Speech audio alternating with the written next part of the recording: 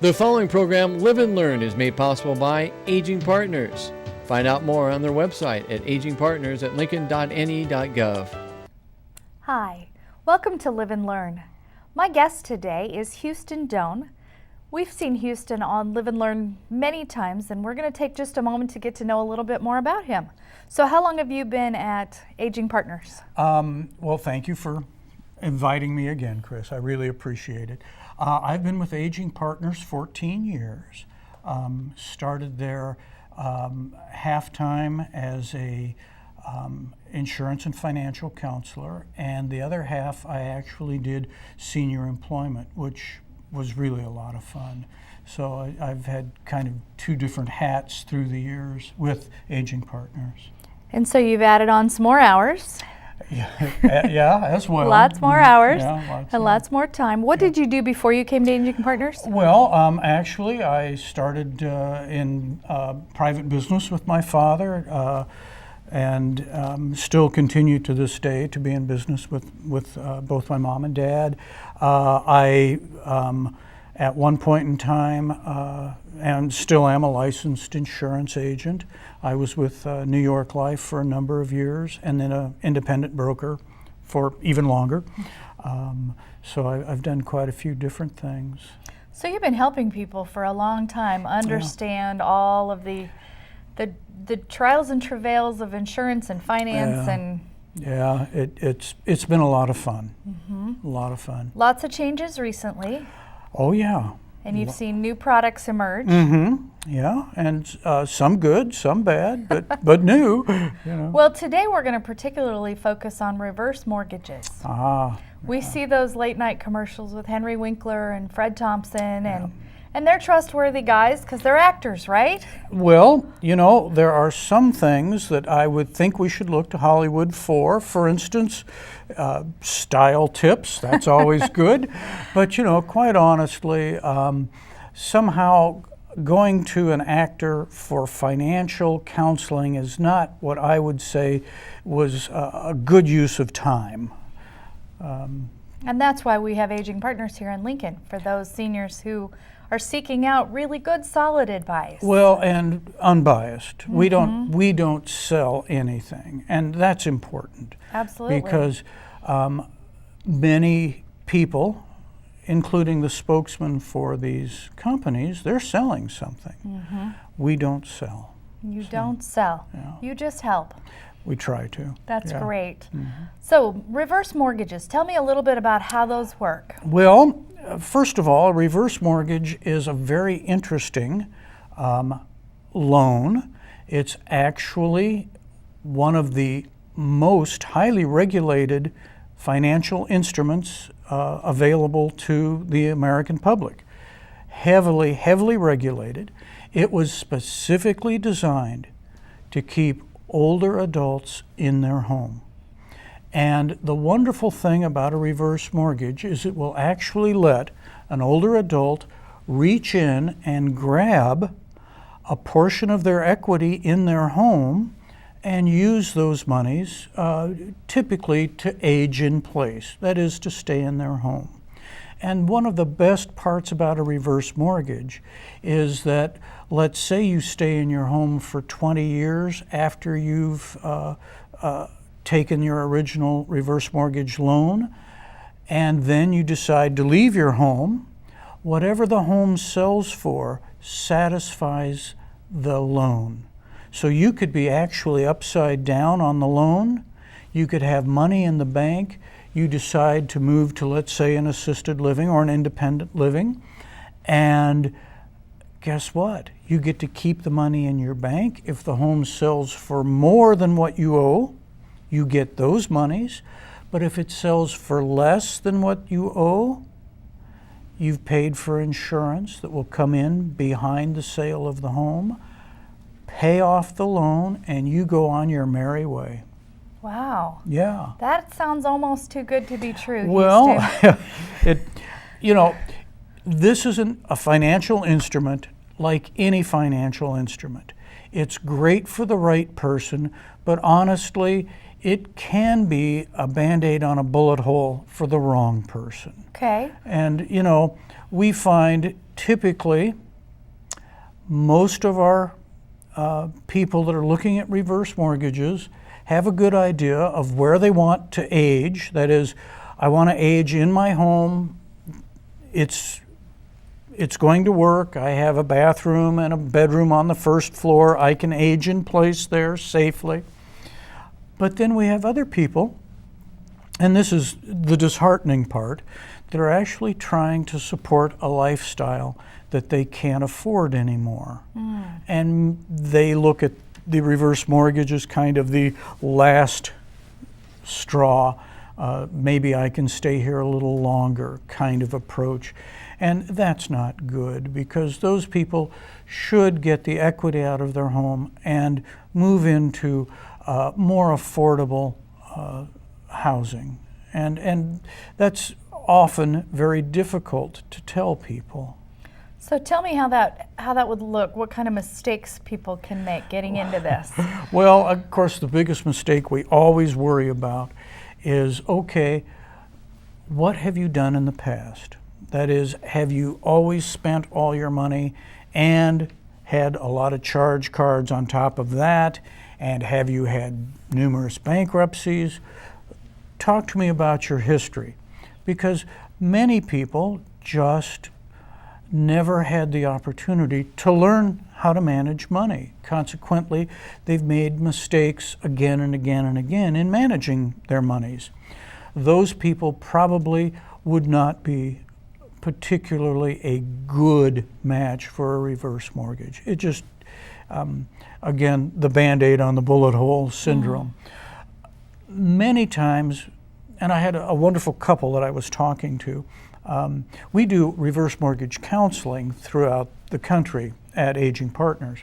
And that's another safety net for this product. Before you can get a reverse mortgage, you have to go through a non-biased counseling program that will explain the good, bad, and the ugly of a reverse mortgage to you before you can even go sign any papers to get a reverse mortgage. So really pencil out that scenario as to how this is all going to come how this down. is going to work. Okay. And nice little couple out of Colorado. He was 85, still working. Every day he would take rental cars from, they were in Loveland, back to the airport, the international airport in Denver. So we started going through their budget and kind of looking at things. And it really came out that even if they got this reverse mortgage and he lost his job, they still could not afford to stay in the house. Because their utilities, their taxes, and the other fixed costs of that home were just too much. And I kind of pointed out to him, I said, you know, you might want to think about subsidized housing. And there was this long pause, you know, you get those on the phone occasionally. My wife and I have been thinking about that. So many people do know, but, you know, I was pleased that they were at least exploring their options. Good. But it really came down to this particular time for this particular couple. It was not a good option. The backside to that is many times we get people, and this just gives them that extra cushion to stay at home, maybe hire some additional help to come in and be comfortable and safe in their home. So, you know, it does go both ways. Sure. Yeah. So you do this counseling. You can get the mortgage. Now, are you still responsible for the taxes on the home? I'm glad you brought that up. Yes. Your home is still your own. You know, there's a big myth out there that, well, if I get a reverse mortgage, I don't own my home anymore. No, that's not true. It's just like before, when you were paying the home off, you had a mortgage, but it was still your home. You could sell it, you could paint it purple if you wanted to, it's still your home. But again, when you had a forward mortgage, that is a mortgage where you're paying down the balance, as opposed to a reverse mortgage where you're not paying any monthly payments, but the mortgage amount is building because they add interest and charges every month for the monies that you've pulled out. You still have responsibilities. One, property tax must be paid. You must keep the home insured. You have the same responsibilities on a forward mortgage as you do a reverse mortgage. You have to keep it insured and you have to pay the taxes. You must keep the house up. That's important. Now, I've never heard of anybody driving past to see if somebody has a broken window or needs a new roof, but there's that implied agreement that we keep this home in good repair.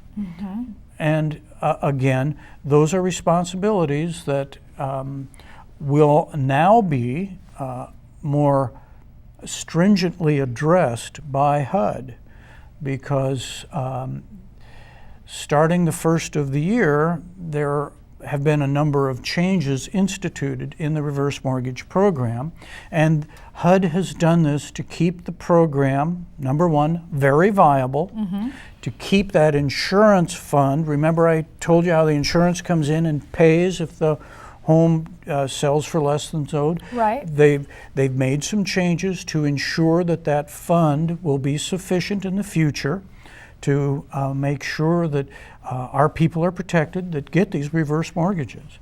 So they're changing what we call the principal amount, or the amount that you can pull out of your equity. They're going to change that a little bit. Okay. They're going to increase the charges on the what we would call PMI insurance, mortgage insurance. Mortgage insurance, Yeah, okay. mortgage protection insurance. Those will be looked at and increased. Additionally, the lenders will now actually analyze budgets, credit histories, and may recommend that certain portions of that home equity that is borrowed out remains in a fund to pay insurance and property tax in the future. That's a big change compared to what the program looked like So that a money year would ago. go to an escrow account? Typically, it would be, it's not called that, but yes, Okay. yeah, that's what it Okay. would be, correct, All yes. right. All right. Yeah. So those changes are coming the 1st of 2014? 2014, yes. yeah. Okay. So, and these are good changes. They're complicated, and of course, lenders already do that on forward mortgages. So it's not something that's different or strange for the lenders. But again, they're good rules that protect the program and the intent to keep older adults in their home safely. Great. And that's what we all want, isn't it? Absolutely. Well, I'm so glad that Aging Partners offers these services, the advanced counseling on this, and really anybody who's seeking some ideas on how to manage their finances as they age. Is really, Aging Partners is there for them. Well, yes, and I'm one of a great number of wonderful people at a wonderful organization, and they all have very special talents and skills. Talking about information, now that you are, if you are interested in a reverse mortgage, this is a wonderful booklet. It's, Use Your Home to Stay at Home. This is put out by the National Council on Aging, and we have copies of this available for someone if they're interested. Well, wonderful. Yeah. Well, Houston, as always, thank you so much for being here. Well, it's always a pleasure. I love sitting down and chatting with people about what we do. Thank you so much. And remember, it's never too late to live and learn. What does Medicare cover? How can I afford to keep living in my home? When I need help with house and yard work, who can I turn to? Why am I so tired? Am I eating right? Should I exercise? Where can I go for answers to my questions about aging? Aging Partners is the place to call when you have questions on aging. Our experts are here to help you with unbiased answers for you or your loved ones. Aging Partners, we're only a phone call away. Welcome back to Live and Learn. I'm Sam Truax, and today I'm going to learn things along with many of our viewers. For example, when my mother and my grandmother were making quilts, I thought it was to keep me warm and cozy at night. But who knew it was actually folk art? And today to tell us about the quilting phenomena is Carolyn Ducey, who is the curator of collections at Lincoln's International Quilt Study Center and Museum. How did an international museum come to be located in Lincoln, Nebraska, Carolyn? Well, actually, the International Quilt Study Center came to being because of two Nebraskans who had collected quilts over 20 years and amassed an amazing study collection, nearly 1,000 quilts. And Robert and Artis James, Artis was a Lincoln native, and Bob grew up as one of 9 children in Ord, Nebraska. They started looking around for a place that could handle 1,000 quilts and discovered that Nebraska and the University of Nebraska was an area where quilts had really begun to be studied and appreciated in a really different way than most people might think of. And so they said, you know, Nebraska's the right place for this collection. So actually the university had really kind of started studying quilts before they were bequeathed all of these quilts.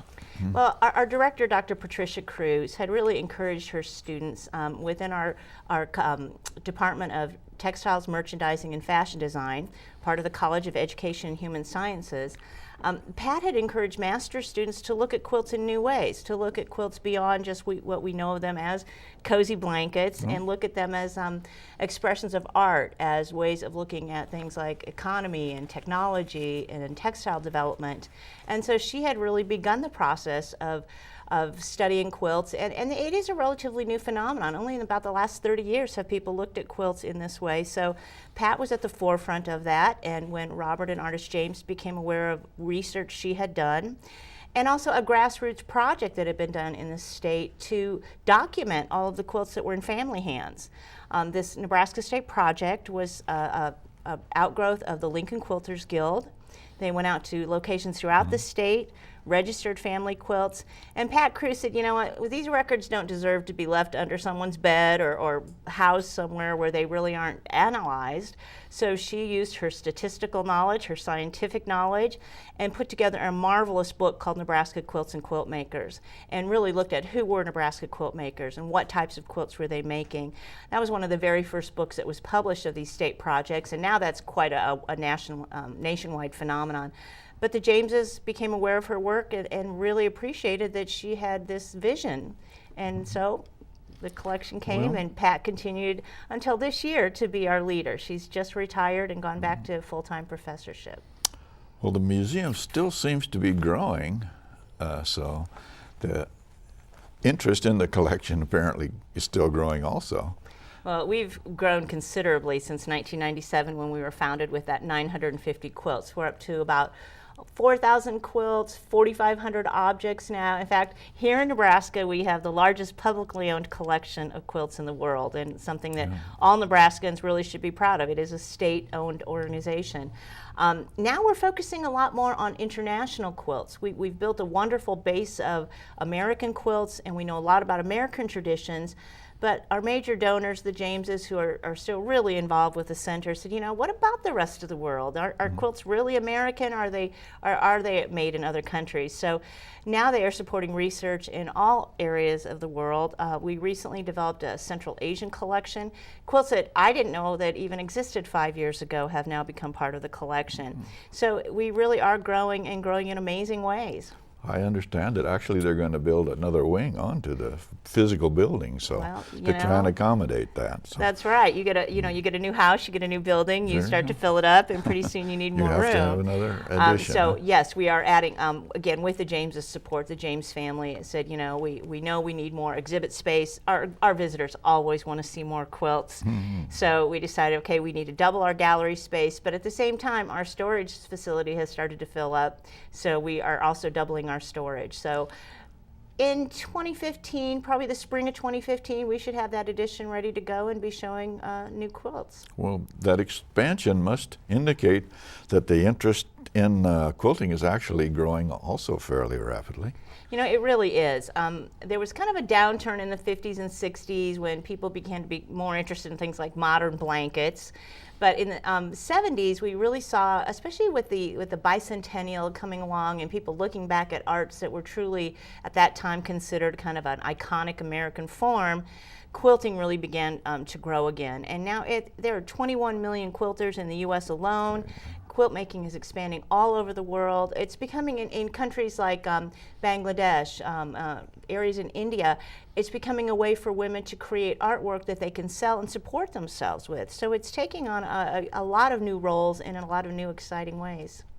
So the museum really is reflecting an international interest, and so you probably get to see some of those international places, or at least some of their work. I've done both.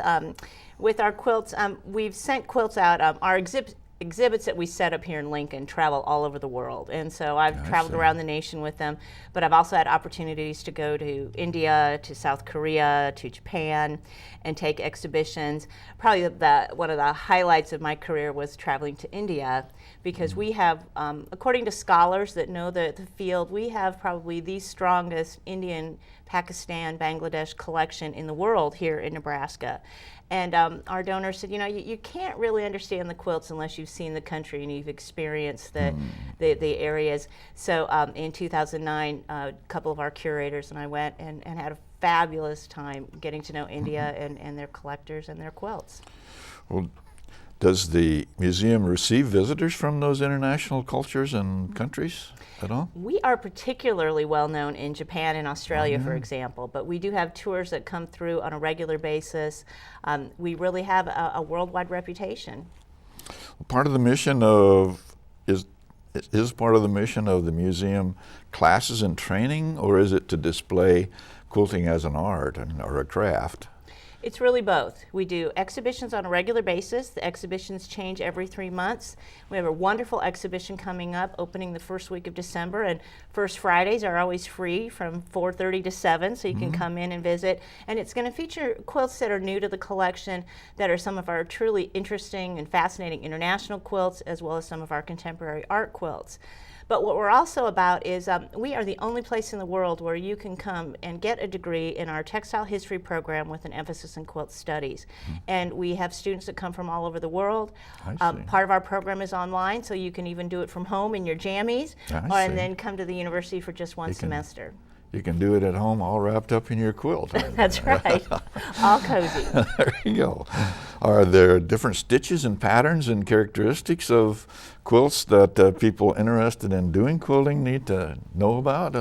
You know, there are just so many different developments that are happening now. You can approach it in a very traditional way, but take that tradition and give it a modern twist with new fabrics. There's also a fabulous new kind of grassroots organization called the Modern Quilt Guild, which is involving a lot of younger women, and it's kind of a reflection of today's do-it-yourself kind of interest, the HGTV programs that we all love. So there's really something for everybody in quilting.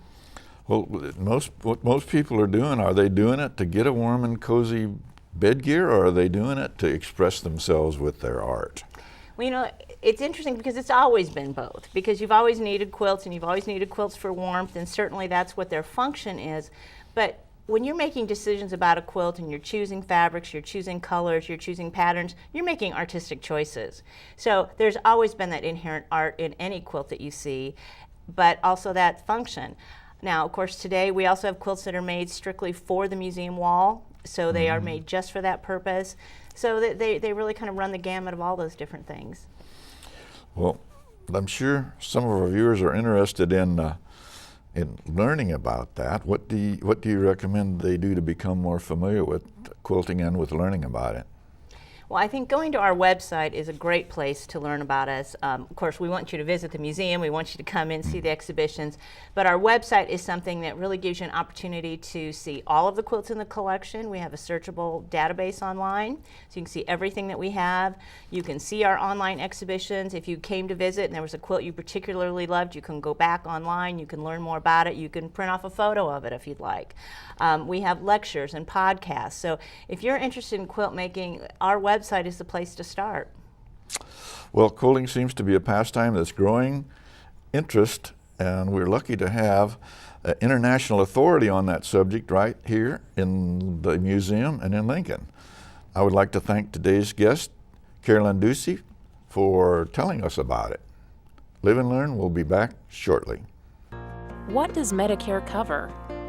How can I afford to keep living in my home? When I need help with house and yard work, who can I turn to? Why am I so tired? Am I eating right? Should I exercise? Where can I go for answers to my questions about aging? Aging Partners is the place to call when you have questions on aging. Our experts are here to help you with unbiased answers for you or your loved ones. Aging Partners, we're only a phone call away. Welcome back to Live and Learn. My name's Tom White, and on the surface, today's topic may seem uncomfortable to deal with. However, it is about thoughtfulness and love for yourself and for your loved ones. My guest today is Vicki Newman. Vicki is a grief counselor and co-owner of Lincoln Family Funeral Care. She's here to discuss a program called Passages, Creating Meaningful and Healing Communication at Life's End. Hi, Vicki. Hello. How are you? I'm good. Can you tell us more about Passages? Absolutely. First, thank you for having me on the show today. I appreciate that. Passages is actually a program that was written by one of our creative business partners, Debbie Way. And what it was written for is that what we found, I've been in the funeral business for 10 years, is that when people speak about prearranging for a funeral, most of the things, it's kind of in your face about the finances, about have you planned your funeral yet, Mom? And really what you need to do is you need to start with more communication, open up communication with families. Even families that communicate well don't communicate well about a topic such as funerals. So what we've done is we've put together a program that really what Passages does is it starts softer and addresses things that people really need to deal with more on the emotional side of what they'll be going through instead of just the kind of in your face of what a funeral is. So in discussing Passages, you mentioned celebration of life. Can you elaborate on what a celebration of life entails? Yes, actually, a celebration of life is something, a lot of people I talk to, they come into the funeral home, and especially older people, and they say, I don't want a celebration of life. I want a traditional funeral. And what people don't realize is what a celebration of life is something that can be integrated into any service.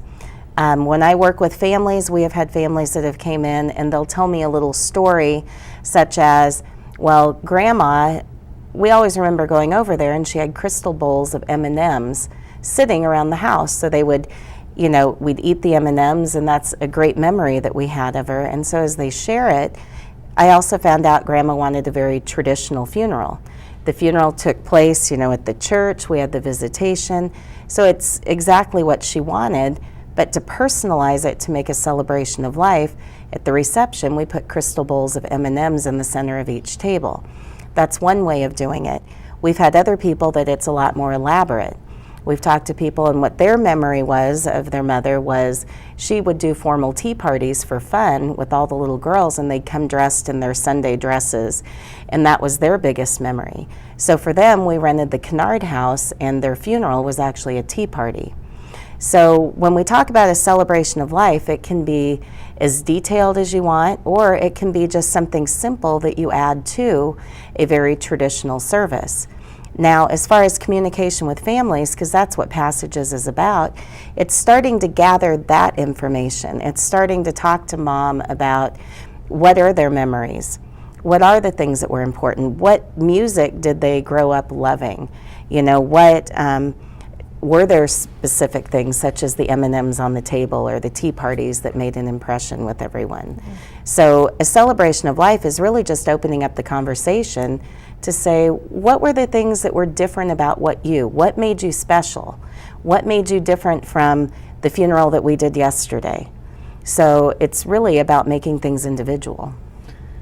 And there were some other things that you had mentioned about the celebration of life, including you had talked about not only the music, but having people's favorite foods, not just M&Ms, but possibly also Right, for the reception. and locations.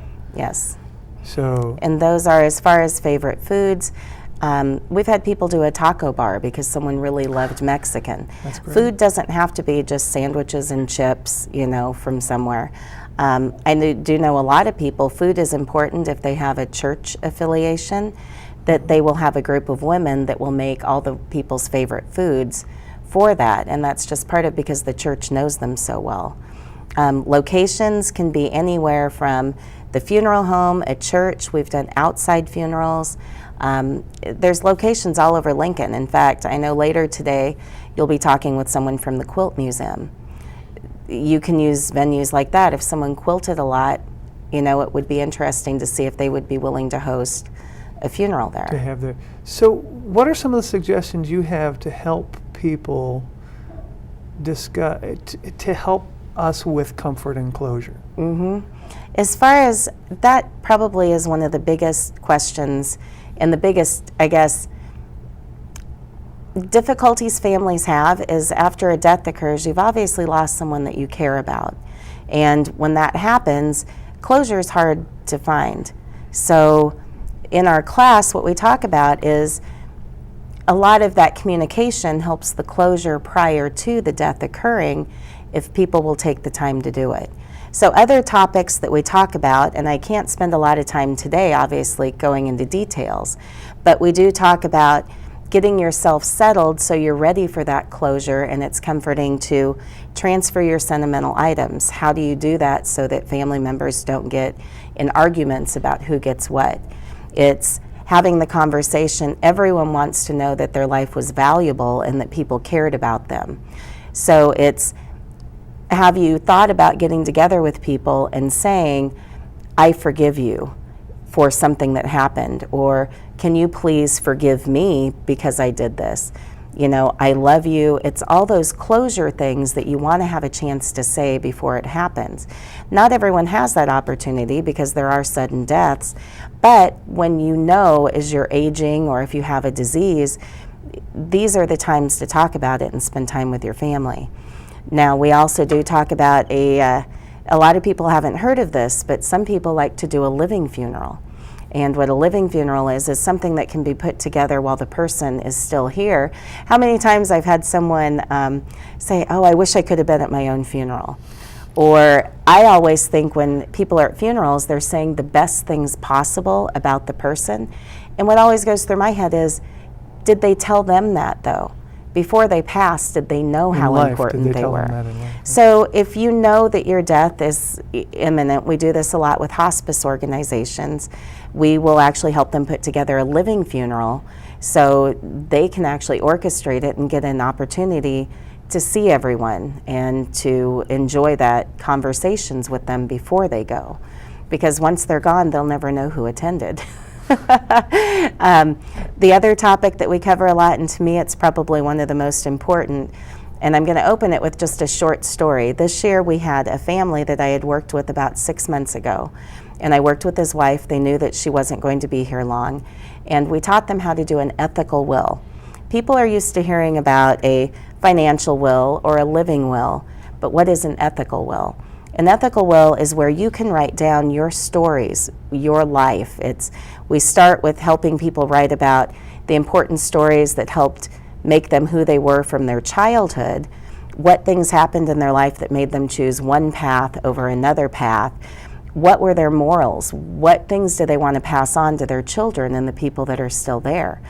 The family this year, when I worked with them, we did an ethical will with her. And what happened is she did pass away a month ago. And her husband came in just this last week and he said, we have decided, him and his sons, and it was the first time in 63 years that she wasn't by his side at Christmas. And he said, we have put together, and on Christmas Eve, we're all going to sit around with the grandchildren and we're going to read her ethical will, because we feel that's going to make her a part of this year, because it's their first Christmas without her. So I really like to work with people on creating their own ethical wills. That's wonderful. It's a great idea. Yeah, and also the idea of a celebration of life means that a memorial service does not have to be dreary, that it can be Right. that it can be more upbeat and really give people that sense of closure and comfort that's needed. So Vicki, it seems as though the paradigm, the model for memorials is changing. They used to be more, for want of a better word, dreary, and people are starting to have more upbeat memorials. Right. I think what I have seen is, I've looked at funeral services over the years. What has happened is everything cycles. You know, they tell us fashion cycle. You know, bell bottoms came back in. Now we have the straight, tight legs of the 80s back in. And we don't think about it and associate it with funerals, but funerals also cycle. If we think about it, a lot of our grandparents, when a death occurred, families kept the body at home for the 2 to 3 days, and they did a wake in their home. It was called laying in state. Well then, as things changed in the funeral business, it became a lot more, I guess my feeling on it became a lot more formal. And so people didn't have as much of an opportunity to really be involved in the service, and I think it's kind of hurt people as far as being able to deal with grief. So what we're seeing now is people are going back to more personal service. We've had a couple families ask if they could do a visitation in their home. And so we're seeing some of that, for lack of a better word, kind of trend again, because people are realizing to deal with their grief and to say goodbye, they need to be more involved. It's, you know, you still have families that don't want to be involved, and that's okay, but what we're seeing is just more family involvement than. And I think funeral homes should be there to encourage them, and that's what we talk about in passages. It doesn't matter what funeral home you're going to, families have the right to ask for the type of service that they really are looking for. Vicki Newman, thank you for coming in today, and thank you for all this valuable information. And we'll be right back after this. What does Medicare cover? How can I afford to keep living in my home? When I need help with house and yard work, who can I turn to? Why am I so tired? Am I eating right? Should I exercise? Where can I go for answers to my questions about aging? Aging Partners is the place to call when you have questions on aging. Our experts are here to help you with unbiased answers for you or your loved ones. Aging Partners, we're only a phone call away. Welcome to Live and Learn. Isn't it wonderful to have a passion that lasts a lifetime? I'm Kristen Stowes, and today we are going to be talking about dolls and fashion with Midge Irvin, doll clothes creator extraordinaire. Welcome, Midge. Thank you. How did you get started making doll clothes? I got started making doll clothes because I had dolls that needed clothes. There you go. I wanted my dolls to be able to change their clothes all the time because that's all they ever wanted to do. So I started making doll clothes for my own dolls when I was a little girl. And eventually it caught on and you started making them for other people and taking them to fundraisers? I started making them first for my daughter, and then I started making them just because it's fun to make doll clothes. Yes, absolutely.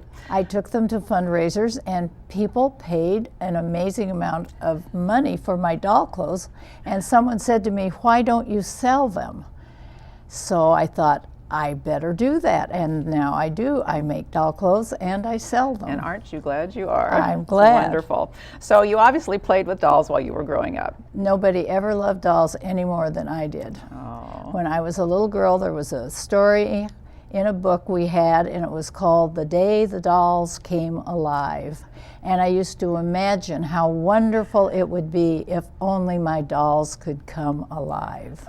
Well, you have done your darndest to make them come alive, I think. Well, I had 4 children, so I think There I you was go. I was doing something right there. So do you have a background in sewing? I've always sewn. I used to sew clothes and curtains and the big things, but now I only like to make little things. I only like to make doll clothes, so that's all I sew. And you really learned this from your mother, I learned understand. sewing from my mother. Oh, that's wonderful. That's just wonderful.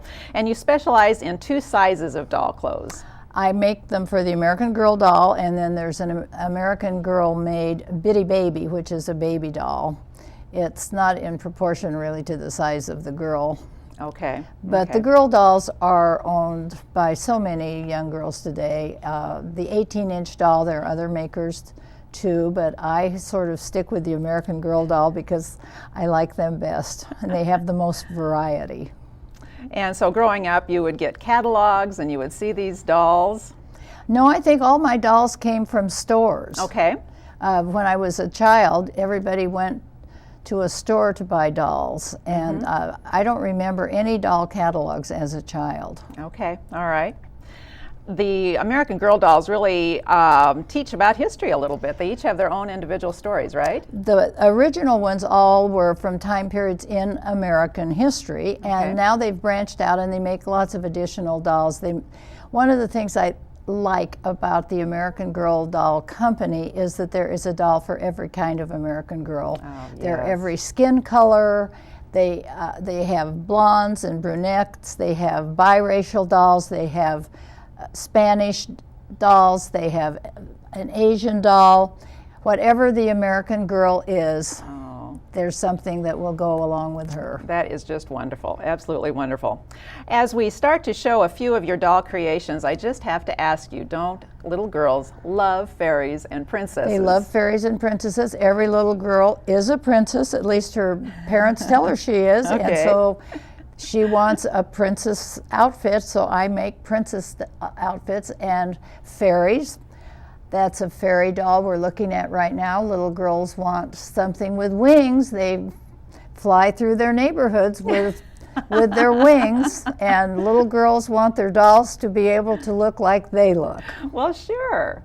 And I think your attention to detail is just amazing, and that's what makes your clothes so special and unique. Can you talk a little bit about the embellishments you use? Well, I have to say I didn't put all those little satin roses together, but I have to buy things to do like that, like the little satin roses. But it's fun. Part of the fun for me is decorating the clothes and making them look more girly and just fun. Well, sure, absolutely. What ages do the American Girl dolls appeal to? Well, little girls, grade school age still. I think that 5 or 6 year olds are old enough if they're careful with things. You want a child not to be dragging it around by its hair. But sure. I'd say 5 or 6, and then by the time girls are teenagers, they've pretty much discovered boys, and they've given up their dolls. So you really need to start thinking about it when a girl starts 4, you need to start thinking ahead a little bit. A little bit, and Yes. and littler girls, the 2 and 3 year olds, might like the Bitty Baby because that's a baby doll, and Okay. she's very soft, and it's fun to hold a baby doll. Sure. And I would imagine if someone gets a doll in one fashion, it could be a springboard for their own creativity, maybe. There are doll patterns. I use patterns when I You sew, do, and there okay. are easy patterns and there are difficult patterns, and I do think I'm able to do the more difficult ones. But there are very easy patterns for people that just know how to follow simple instructions. Girls can start making their own doll clothes. Okay, that's wonderful. Our next group of photos highlight specialty outfits, which I just adore. And we're going to start with one that is actually on our table. This little girl dressed in white. Is this what the well-dressed doll in Nebraska wears in the winter? Oh, I'm sure she does. And she has a fur collar and a fur muff. And we all know that the dolls don't bend their arms and put them into the muff, but we have to do a lot of pretending. When you play with dolls, you do a lot of pretending. Yes. Well, it's very high fashion. Yes, she would be warm. And I believe we have a picture with 2 more dolls to talk about. some of the winter fashions that Midge creates. I make a jacket with a zippered front Okay. that I usually make out of fleece, and it would typically go over some fleece pants and mittens and hats and scarves and whatever it takes to be warm in Nebraska in the winter. Oh, that's wonderful. We also have a doll that shows a skating outfit, which is extremely appropriate for the upcoming Winter Olympics. Well, I made the skaters, and they have their skates, of course, in their fancy costume, and I put gold medals around their necks, and the gold medals are on red, white, and blue ribbon, and I told the little girls who got them that their dolls were national champions and that they would be on Team USA at the Winter Olympics. That is great, Midge. I love that. Now, all of these dolls have really fun little shoes, which just tops off the outfits, and even ice skates for the ice skater, of Ice course. skaters, and there are cowgirl boots. There are many online sources for shoes and accessories. I can't make leather shoes. I don't imagine those are leather. I'm sure they're plastic anyway, but I can make cloth shoes. But the shoes I order from other places, so it does complete the outfit to have shoes. Oh, every well-dressed doll needs a fabulous pair of shoes. And then we have the holidays, of course. You have a wonderful Halloween outfit that I love. I make pretty witches. Little witches, but they have pretty dresses, and they are complete with little brooms, and they always have a bag for trick or treats. And usually I put a little bit of candy in the bag when I have my yearly doll sale. Okay, all right. And there is a doll for the 4th of July. 4th of July dolls. I usually make quite a few red, white, and blue outfits because on the 4th of July or any other patriotic holiday, girls like to dress their dolls appropriately, and anybody that gets a 4th of July outfit also gets a doll-sized flag. Oh, good. That's excellent. And for Christmas, there is a doll with a complete line of clothes, I think. Yes, I love to make party dresses. I think party dresses are my favorite thing to make, and especially at Christmas time, plaid taffeta. There's something about plaid taffeta that just makes a little girl look wonderful and makes dolls look wonderful too. So I always make lots of Christmas dresses. Yes, yes, that's wonderful. Now, there is an American Girl doll experience, and I understand that you have attended. Could you tell us what that is? Well, the American Girl dolls are sold through catalogs or through their American Girl doll stores, which are in big cities. Okay. And the one that I attended first was in Chicago when my granddaughter was 6 years old. It was my birthday. My birthday present to myself was to take my daughter and my granddaughter to Chicago to the American Girl doll place.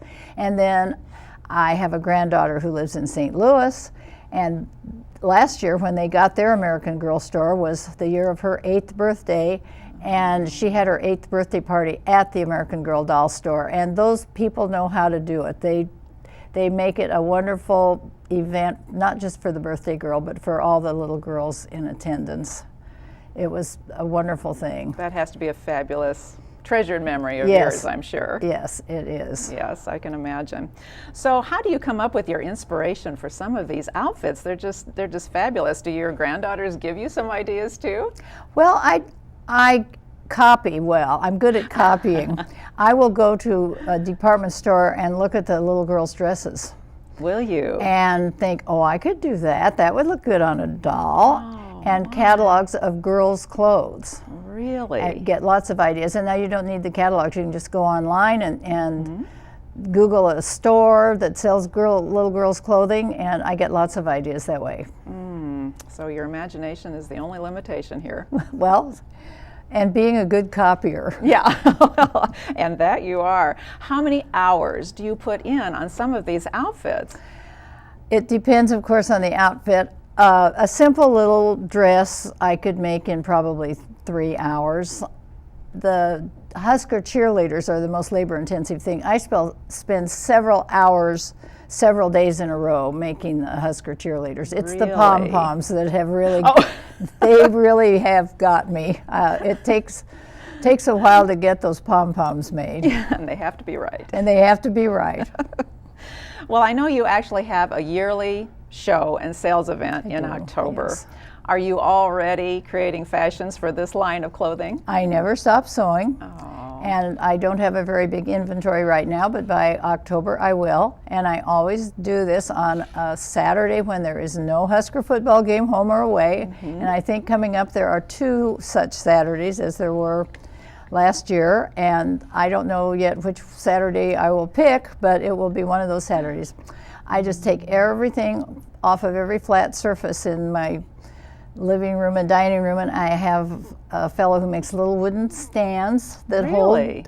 hold doll clothes on hangers. I just hang up my dolls and open the door, and people come. I can imagine everybody really looks forward to that. And I do hope that your prices are reflective of the wonderful handiwork that you put in on these outfits. Well, my prices are higher than the ones in the American Girl catalog because Okay. my doll clothes are not made in a factory in China. They're Well, made that's right. lovingly with my hands, and there's a lot of handwork that goes into everything. Is it hard to give up some of these outfits after you've made them? No, it really isn't, because some little girl is going to love it. And sometimes people tell me stories about the particular item they got. A grandfather told me once they bought a Dorothy from the Wizard of Oz with red sparkly shoes, and they had taken their grandchild to Chicago and they had seen the Wizard of Oz, and he almost got tears in his eyes. Oh my goodness, He I just- bet. The idea that I can make some little girl that happy is all I need. Yes, I would agree with that. Midge, this is just wonderful, but before we bring our conversation to an end, what means the most to you to continue to be able to do these wonderful clothes year after year? Well, it's reassuring to me. I think as we get older, we realize there are a lot of things we used to be able to do and we can't do those things anymore, or we can't do them as well. And it's very reassuring to me to realize that I'm 82 years old, but there's something I'm still really good at. And you are still really good at this.